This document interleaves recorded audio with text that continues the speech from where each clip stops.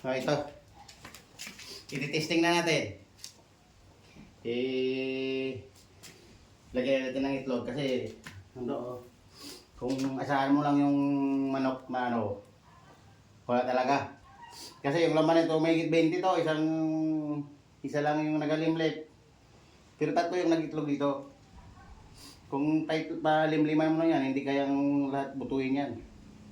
Pailipat natin sa incubator para hindi masayang yung itlog. Ilagay na natin.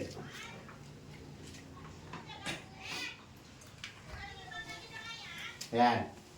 I-on natin.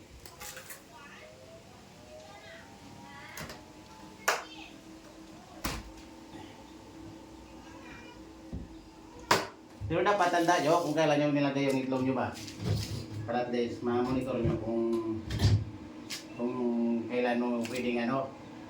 Kung kailan yung pwedeng one day before na ano para mabantayan mo siya, mailipat sa ilalim. Ito lagyan natin ng tubig.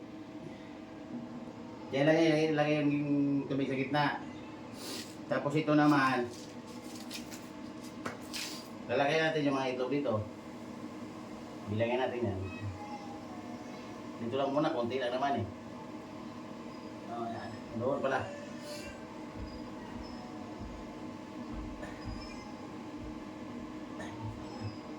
Wala lang, at least makita natin.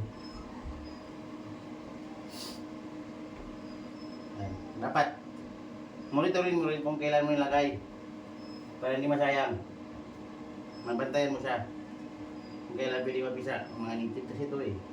Nabibreeding kasi ako ngayon ng ulo eh. Maliliit lang ito. Nitip talaga. Ayan. Bilangin natin kung ilan to.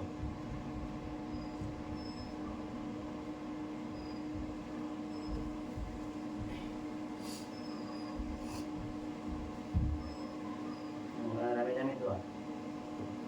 Isa lang yung nagalimlim nito kaya sigurado mataas na yung walo nito mga ano. Anim kasi may pipit-pit ka yung mga anak niya, wala na. Pag nakabuto na ng anim, alis na yan. Maliliit lang yung itlog oh. Native kasi ito eh. Ayan. Tingnan natin.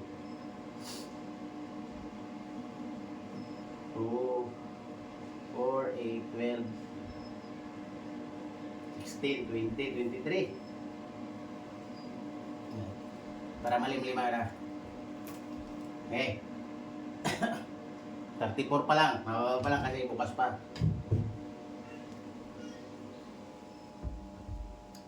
Sara natin. Hindi natin yung 23 na yan. Kung ilan yung magbuto dyan.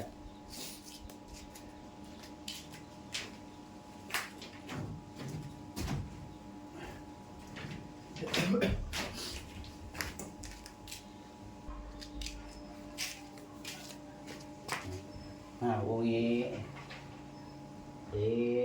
manual natin siya. Ayan.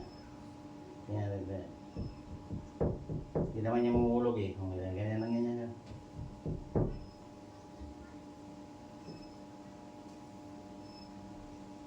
Manual yan.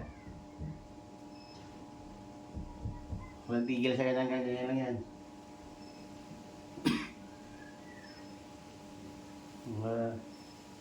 Lumig-lumig tayo doon kasi yung nagbuwan na ng ginaw.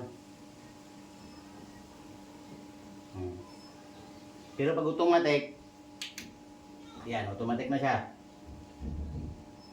Saka na naman yan, ano, pag may timer yan eh.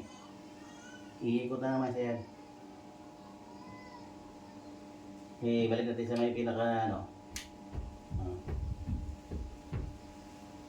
pinakatuwid niya. Yan. At-least wait para mamaya. Yan naman.